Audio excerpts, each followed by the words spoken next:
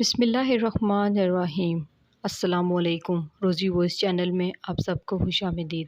آج میں آپ کے لیے ایک بہت ہی اچھی اور دلچسپ کہانی لے کر آئی ہوں۔ کہانی شروع کرنے سے پہلے آپ سب سے گزارش ہے کہ آپ نے اگر ابھی تک میرے چینل کو سبسکرائب نہیں کیا تو میرے چینل کو سبسکرائب کیجیے، ساتھ جو بیل آئیکن ہے اس کو بھی کلک کیجیے تاکہ ہر نئی آنے والی ویڈیو آپ تک آسانی سے پہنچ سکے۔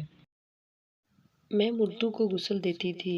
ایک دن ایک آدمی آیا اور میری گود میں ڈھیروں پیسے ڈال کر بولا میری بہن کو غسل دے دو، اگر وہ جاگ گئی تو اسے یہ رومال سنگھا کر دوبارہ سلا دینا۔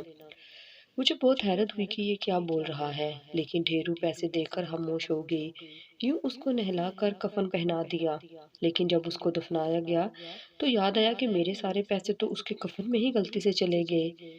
میں بھاگتی ہوئی قبرستان گئی اور قبر کی مٹی ہٹانے لگی۔ جب مٹی ہٹی تو پیروں تلے سے زمین ہی نکل گئی، کیونکہ وہاں تو اب میرا نام آمنہ ہے اور میں ایک بہت ہی اہم کام سر انجام دیتی ہوں۔ میں مردوں کو غسل دینے کا کام کرتی ہوں۔ اکثر لوگ مجھ سے پوچھا کرتے ہیں کہ آمنہ، تمہیں اس کام سے ڈر نہیں لگتا؟ تو میں مسکرا کر کہہ دیتی ہوں کہ جس جسم میں روح ہی نہ ہو اس سے کیا ڈرنا۔ جب ایک انسان ختم ہو جاتا ہے تو پھر اس سے کیا خوف کھانا۔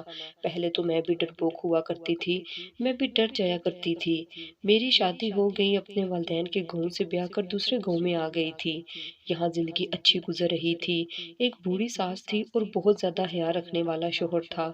شادی کے 2 ماہ تو ایسے گزرے جیسے مجھے زمین پر ہی جنت مل گئی ہو، کیونکہ میرا شوہر بہت اچھا انسان تھا، وہ میرا بہت زیادہ حیا رکھتا تھا۔ پھر ایک دن وہ دکان سے چند ضروری چیزیں لانے گیا، مگر پھر وہ زندہ نہ آ سکا۔ اس کی میت دیکھ کر میں سکتے میں آ گئی تھی۔ لوگوں نے مجھے بہت جھنجھوڑا تھا، پھر کہیں جا کر میرا سکتہ ٹوٹا تھا۔ میں اپنے شوہر کی میت سے لپٹ کر روتی رہی اور ان سے سوال پوچھتی رہی کہ آپ تو کہتے تھے عمر بھر ساتھ نبھاؤں گا، پھر میری کس خطا نے آپ کو مجھ سے دور کر دیا؟ میرے شوہر نے کوئی جواب نہیں دیا تھا۔ اسے دفنانے کے لیے لے جایا گیا تھا۔ میری سپنوں کا شیش محل ٹوٹ گیا تھا۔ اب گھر میں ایک بوڑھی ساس اور ایک میں ہی رہ گئی تھی۔ کچھ عرصہ تو ہم دونوں عورتیں سوگ مناتی رہی، پھر جب کھانے کے لالے پڑ گئے تو سوگ چھوڑ کر کام دھندا ڈھونڈنے لگی تھی۔ ساس میری بوڑھی تھی، وہ کام نہیں کر سکتی تھی۔ میری بھی عدت پوری ہو چکی تھی، اس لیے میں رزق کی تلاش میں نکل گئی تھی۔ ایک دن ہمارے گھر مردے نہلانے والی عورت آئی تو میری ساس سے کہنے لگی کہ بہن میں اب تو بوڑھی ہو چکی ہوں، اب مجھ سے مردہ نہلایا نہیں جاتا، میں چاہتی ہوں کہ کسی اور کو اس کام کے لیے ٹرین کر دوں۔ میں یہ ساری بات کچن سے سن رہی تھی، اس لیے جلدی سے بھاگ کر باہر آ گئی اور بولی ماسی یہ کام مجھے سکھا دو۔ وہ عورت میری طرف بڑے غور سے دیکھنے لگی اور کہنے لگی ابھی تو تم بہت کم عمر ہو، پھر شاید تم ڈر جاؤ۔ میں نے جب پہلے یہ کام شروع کیا تھا تو ایک مردے کو غسل دینے کے بعد کئی دن بستر سے اٹھ نہیں پاتی تھی۔ میں بولی ماسی مجھے موت اور مردے سے ڈر نہیں لگتا، میرا شوہر مر گیا ہے، اب میں مردوں سے ڈرتی اچھی لگوں گی کیا؟ وہ ماسی جانتی تھی کہ مجھے اس وقت کام کی ضرورت ہے، اس لیے اس نے مجھے کام سکھانے کی حامی بھر لی تھی۔ اب میں ماسی کے گھر چلی جاتی، پہل تو وہ مجھے اس کام کی تعلیم دیتی رہی تھی، پھر جیسے ہی ہمارے گھر میں کوئی مر جاتا تو ماسی مجھے بھی ساتھ لے جایا کرتی تھی۔ ایک بہت ڈرا دینے والی چیز ہے، اس لیے میں جب کسی مردے کو غسل دیتی تو کئی دن میں سو نہیں پاتی تھی، لیکن پھر اب ٹرین ہو گئی تھی۔ پچھلے 2 سالوں میں نے بہت ڈر کر مردوں کو نہلایا تھا۔ بہت سے راز میرے سینے میں دفن تھے جن کو میں کبھی بھی کسی سے شیئر نہیں کر سکتی تھی، کیونکہ ایک مردے کا راز ہوتا تھا۔ ایک رات میں اپنے کمرے میں بے خبری سے سو رہی تھی جب کسی نے زور زور سے میرے گھر کا دروازہ پیٹنا شروع کر دیا تھا۔ میں ہڑبڑا کر اٹھ بیٹھی تھی، میرے دل ہی دل میں دعا کی کہ خدا خیر کرے، اس وقت کون آ گیا ہے ہمارے گھر؟ میں جلدی سے دروازے پر گئی اور بولی اچھا کون ہے؟ ایک گھبرائی ہوئی سی آواز مجھے سنائی دے رہی تھی اور وہ بھی مردانہ آواز تھی۔ وہ کہنے لگا آپ عورتوں کو غسل دیتی ہیں نا؟ میری بہن مر گئی ہے، جلدی سے میرے ساتھ چلیں، اسے غسل دینا ہے۔ میں نے دروازہ کھول دیا اور بولی کون ہو تم اور کہاں سے آئے ہو؟ وہ لڑکا بولا میں یہیں سے آیا ہوں، جاگیرداروں کا بیٹا ہوں، خدا را میرے ساتھ چلیں۔ میں بولی کب مری تمہاری بہن؟ میں نے تو کوئی اعلان نہیں سنا۔ وہ لڑکا بولا ابھی ہم نے اعلان نہیں کروایا۔ میں شش و پنج میں مبتلا تھی، اس لیے بولی میں رات میں مردوں کو نہیں نہلاتی، صبح آ جاؤں گی۔ وہ لڑکا جھنجھلا گیا اور بولا باجی آپ سمجھتی کیوں نہیں ہیں، ہماری عزت کا معاملہ ہے، بہن کا جنازہ صبح تک گھر میں نہیں رکھ سکتے۔ میں بولی معاف کرنا، میں نہیں آ سکتی، مجھے اس لڑکے کی باتیں عجیب لگ رہی تھی، اس لیے میں نے جانے سے انکار کر دیا اور دروازہ بند کرنے لگی۔ تو لڑکے نے اپنی جیب سے 1000 والی 2 گڈیاں میرے ہاتھ میں تھما دی اور بولا 2 لاکھ ہیں، اب تو میرے ساتھ چلو۔ میں بولی 2 لاکھ؟ 2 لاکھ دے رہے ہیں مجھے تو حیرت کا شدید جھٹکا لگا تھا۔ وہ بولا اچھا چلو 3 لاکھ لے لینا، اب آج بھی جاؤ باجی۔ میں نے اس لڑکے کا بغور جائزہ لیا اور اس سے وہ پیسے لے کر اس کے ساتھ چل پڑی تھی۔ اس نے مجھے بہت رقم دی تھی کیونکہ ہمارے گاؤں میں مردے نہلانے والی عورت کو اتنے پیسے نہیں دیے جاتے تھے، اگر کوئی بہت زیادہ امیر ہوتا تو 500 روپے دے دیا کرتا تھا، نہیں تو میں نے 200 میں بھی مردے نہلائے تھے۔ ان پیسوں سے میرے بہت سے کام ہو سکتے تھے۔ میں اس کے ساتھ چلنے لگی تو وہ بولا باجی آپ کو معلوم ہے نا کہ مردے کا راز راز رکھا جاتا ہے۔ میں نے سر ہلا دیا تو وہ کہنے لگا میت کو غسل دیتے وقت اگر آپ کو میری بہن میں ذرا سی بھی کوئی رنجش یا پھر حرکت محسوس ہوئی تو اسے یہ رمبال سنگھا کر دوبارہ سلا دینا۔ اس نے میرے ہاتھ میں رومال پکڑا دیا۔ میں تو اس کی بات سن کر ہی دنگ رہ گئی تھی۔ میں بولی لڑکے میں تمہاری بات نہیں سمجھ سکی۔ وہ لڑکا مسکرا کر بولا 3 لاکھ اسی لیے دیے ہیں کہ تم بات سمجھے بغیر ہی میری مانتی چلی جاؤ، میری بہن تمہاری بھلائی میں بھی اسی میں ہے، میں جیسا جیسا کہہ رہا ہوں تم نے ویسا ہی کرنا ہے۔ وہ مجھے دبے الفاظ میں دھمکی دے رہا تھا۔ میں بہت زیادہ خوف زدہ ہو چکی تھی اور خود پر لعنت ملامت کرنے لگی۔ میں بولی آمنہ عمر بھر تم نے کبھی لالچ نہیں کیا تھا، آج تمہیں کیا ہو گیا ہے، یہ کیسا ظلم کر لیا تم نے اپنے ساتھ۔ وہ لڑکا مجھے اپنی بڑی سی حویلی میں لے گیا تھا، یہ حویلی ہمارے گاؤں کے جاگیردار کی تھی۔ میں گھر داخل ہوئی تو وہ لڑکا مجھے جاگیردارنی سے ملوانے کے لیے لے گیا اور بولا امی عورت آ گئی ہے، ہیرا کو غسل دینے کا انتظام کریں۔ اس عورت کی آنکھیں رونے کی وجہ سے سرخ ہو چکی تھی۔ وہ بولی آؤ میں تمہیں جگہ دکھا دوں۔ وہ عورت مجھے ایک بڑے کمرے میں لے گئی تھی، وہاں ایک جوان جہاں لڑکی پڑی تھی۔ وہ عورت بولی اسی کمرے میں غسل دو وہ میری بچی کو، اس کا راز تمہارے پاس امانت ہے۔ میں نے سر ہلا دیا۔ تب وہ عورت باہر چلی گئی تھی۔ میں اس کو غسل دینے لگی تو اس لڑکی کے جسم میں ابھی حرارت موجود تھی، اس کا تنفس چل رہا تھا۔ میں بہت گھبرا گئی تھی، میں ایک زندہ لڑکی کو یہ کہہ کر کیسے غسل دے سکتی تھی کہ وہ مر چکی ہے۔ میں نے جیسے تیسے غسل تو دے دیا، مگر میں نے سوچا کہ میں اس لڑکی کی غریب ماں کو اس کے متعلق ضرور آگاہ کر دوں گی کہ تمہاری بچی ابھی زندہ ہے۔ مجھے تو بس اتنی بات سمجھ میں آئی تھی کہ شاید یہ لڑکی کسی پنچایت وغیرہ کے چکر میں پڑ گئی تھی یا کسی لڑکے کو پسند کرنے لگی تھی، یا رات کی اس تاریکی میں گھر سے بھاگتے ہوئے پکڑی گئی ہو، تب ہی اس کے بھائیوں نے اپنی بہن کا قصہ ختم کرنے کا فیصلہ کر لیا ہو۔ میں نے سوچا کہ میں اس لڑکی کی بد نصیب ماں کو حقیقت بتا دوں گی، شاید وہی لڑکی کے لیے کچھ کرنے کے قابل ہو۔ میں غسل دے کر باہر آ گئی تھی۔ میں جاگیردارنی کے پاس گئی اور بولی بیگم صاحبہ آپ سے ایک بات کرنی تھی۔ وہ بولی ہاں کہو، بلکہ تم رکو میں اپنے بیٹے سے کہہ دیتی ہوں، وہ تمہیں پیسے دے دے گا۔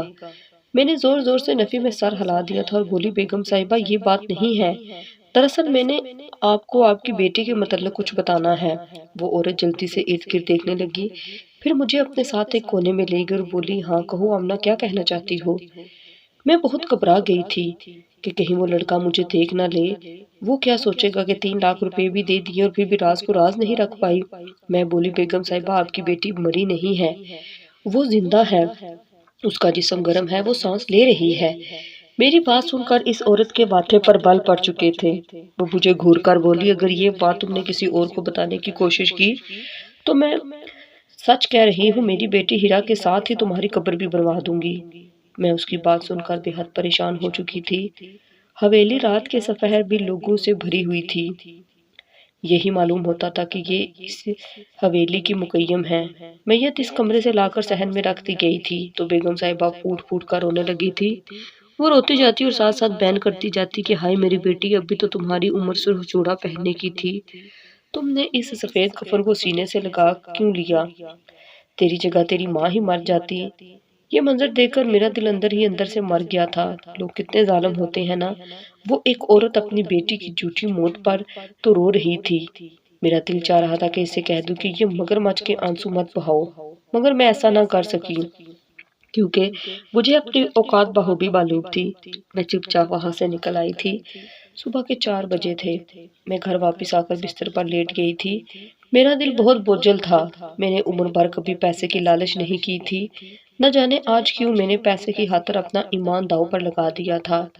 مجھے کیا ہو گیا تھا؟ میں نے کیسے ایک زندہ لڑکی کو مردہ قرار دے دیا تھا؟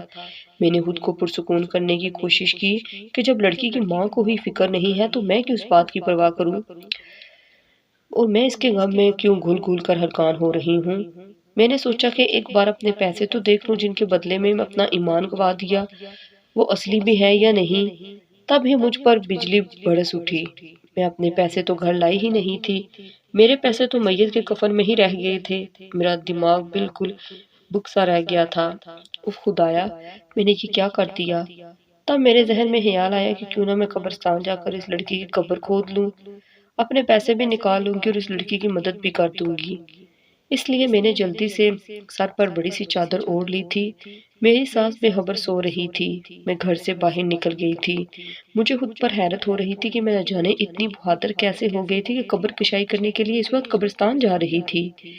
میرا دل بڑی زور سے دھڑکنے لگا تھا۔ میں چلتی چلتی تازہ بنی ہوئی قبر تک جا پہنچی تھی۔ اب آسمان پر سفیدی چھانے لگی تھی۔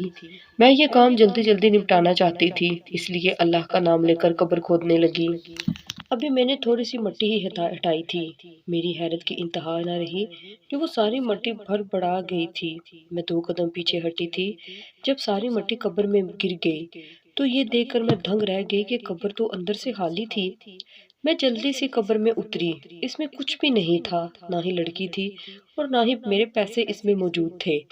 یہ سارا معاملہ بہت پیچیدہ ہوتا جا رہا تھا۔ میں الٹے قدموں بھاگ کر اپنے گھر چلی گئی۔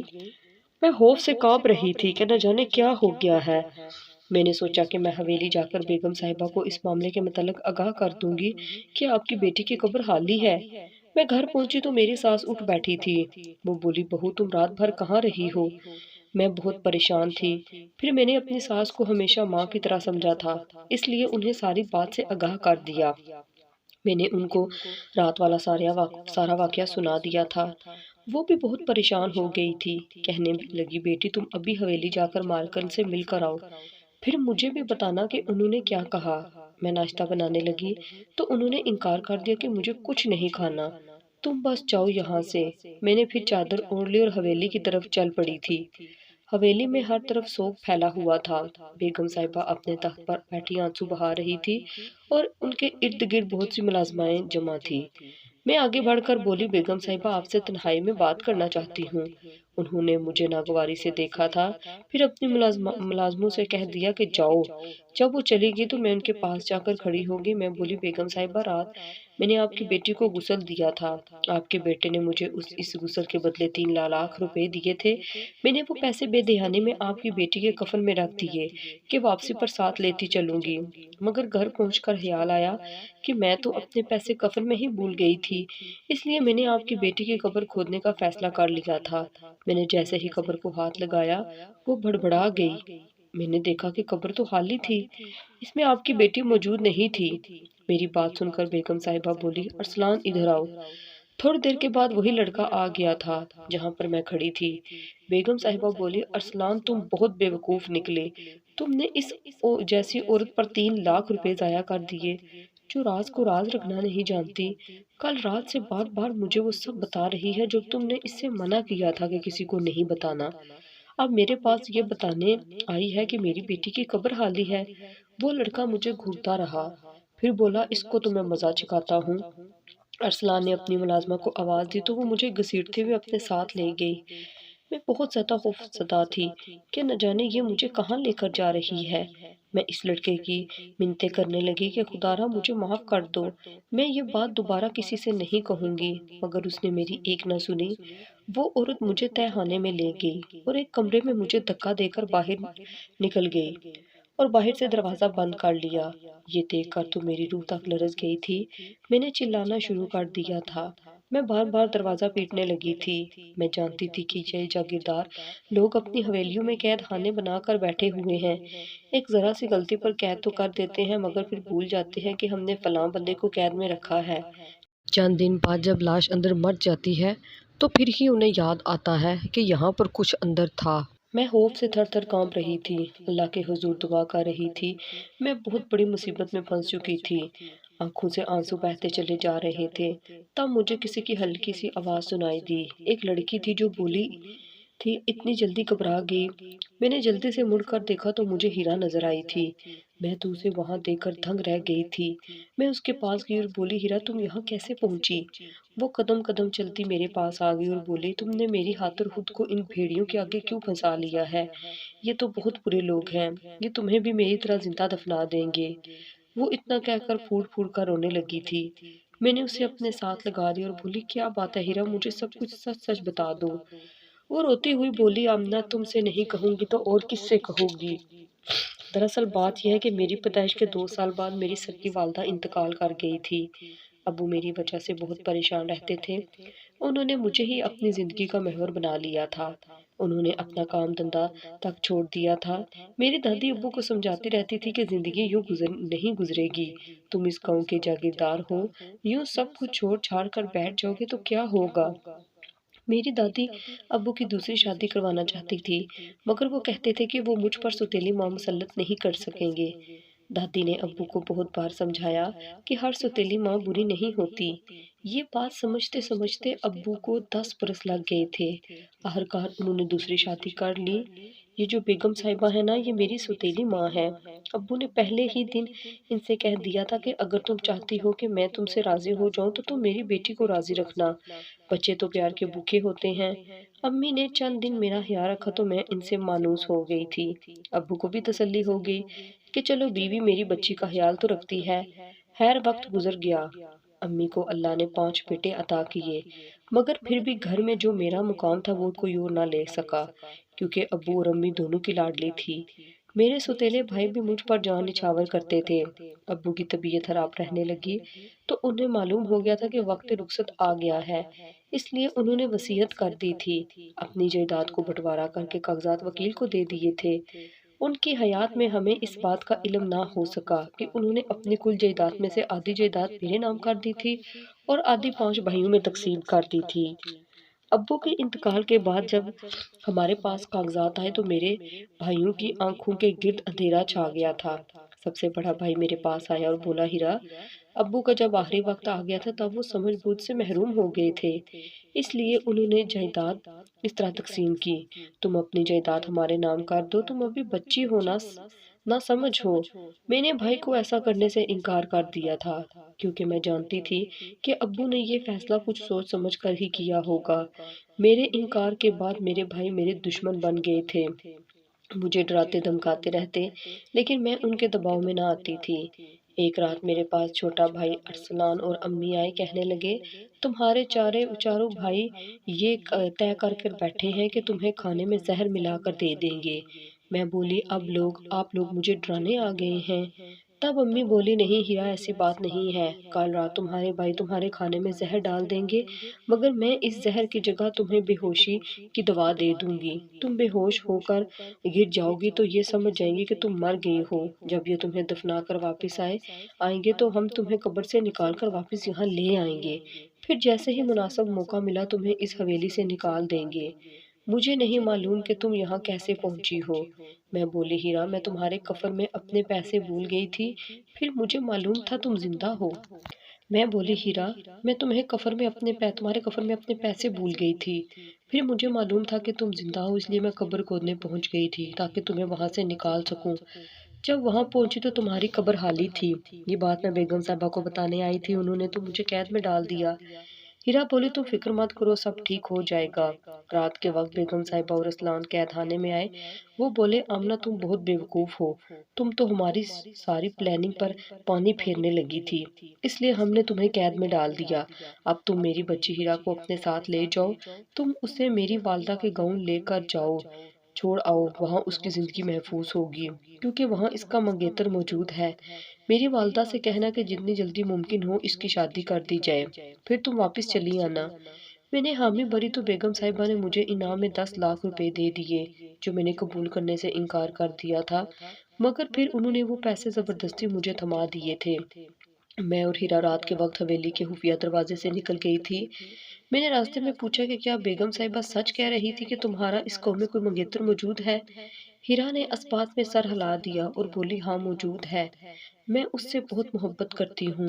میں یہ بات سن کر خوش ہو گئی تھی کہ چلو کوئی تو ہے جو ہیرا کا ساتھ دے رہا ہے۔ جلد ہی ہم اس گاؤں میں پہنچ گئے۔ میں نے ہیرا کو ہیرا کی نانی کے حوالے کیا اور اپنی آنکھوں کے سامنے اس کا نکاح ہوتے ہوئے دیکھا۔ ہیرا اپنے شوہر کے ساتھ بہت خوش تھی، اب کوئی اسے نقصان نہیں پہنچا سکتا تھا۔